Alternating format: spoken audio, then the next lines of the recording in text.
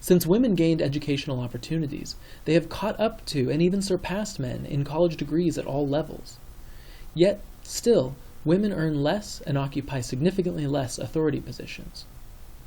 One partial explanation for this, and against third-wave feminism, is the idea that while men may have power in politics and economics, a public patriarchy, it is women in a matriarchy of the home.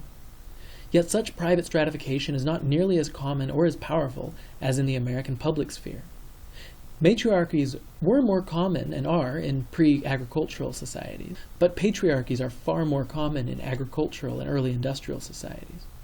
However, the United States is unusual for a wealthy post-industrial society in how clearly dominant men are in some regions. Power is an important aspect of inequality, not just in the larger stratification system, but also in micro-level interactions. Power is a part of our performance, and a feeling of power or powerlessness changes our looking-glass self. Demonstrations of power can be as simple as an overly firm handshake. Eye contact shows confidence and intimacy, but can also be intimidating. The place of black men in the post-slavery South was reinforced by an informal norm that they should not make eye contact with whites, especially women. Individuals show dominance in many different ways, and we may try to balance out situations of powerlessness by dominating others with less power.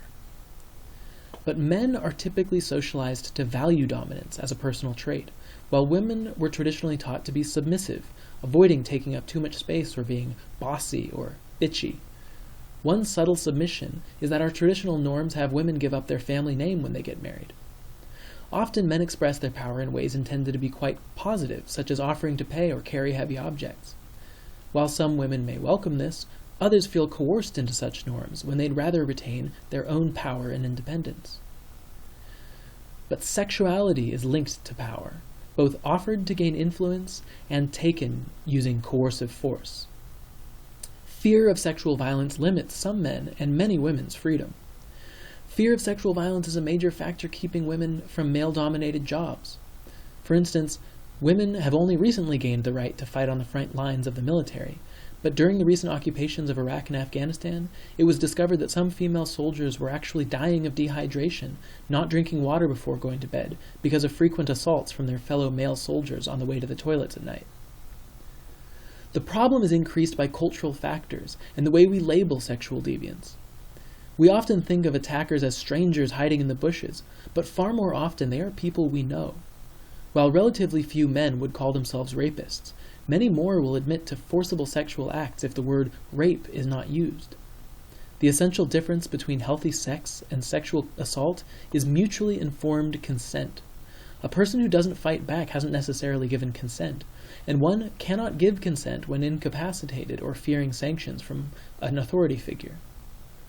Traditionally, women have been restricted or taught to avoid putting themselves in danger, but this puts the responsibility on the victim rather than the attacker, and is part of what some have called our rape culture. One important push in third-wave feminism is redirecting that blame to the person who actually commits the crime. As males are the majority of attackers and females are the majority of victims, it requires changing the values and labels that men, in particular, place on sexual behavior. Part of the reason for the threat of sexual violence, and why women face disadvantages even when men's intentions are good, is that society tends to imply that what matters about men is their skills and hands, and what matters about women is their relationships and bodies. If people in positions of power are mostly heterosexual men, and the first thing they think when they see a woman is what she looks like, then their first impression cannot be what she's capable of. Whenever a woman acts in public view, she may face criticism not just on what she is doing, but on how she looks while doing it. Women also face disadvantage in their expected roles as mothers and housewives. Whereas males can produce a child and abandon it, and many men have children but prioritize their careers, women are far more likely to be expected to prioritize their children. Second-wave feminism helped gender roles converge, and while women now make up 47% of paid workers, and men's share of family duties have increased, on average, women still have primary responsibility for the unpaid second shift and face discrimination for the motherhood gap in their careers. Men suffer for their own gender roles as well, which are often more strictly enforced than many of women's roles, especially when it comes to clothing and role performance. While male anatomy increases the chance of physical injury, disease, and unwanted pregnancy when they carry out sexual violence, men can be victims too. Male victims of sexual and domestic violence may be taken less seriously and face blame or even have their very manhood questioned. Men are often expected to be tough and hide their emotions and are socialized towards action rather than communication. They are expected to find success and provide financial support, often in dangerous jobs.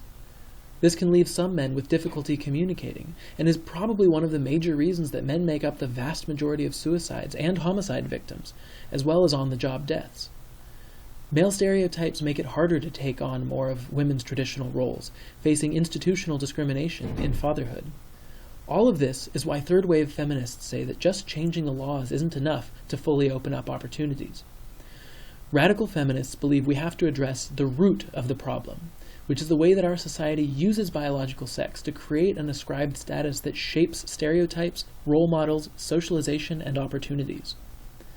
It's not that men should be in women's roles or that women should be in men's roles, but that all important social roles should be valued, and that each individual should be able to decide which particular roles are best for them.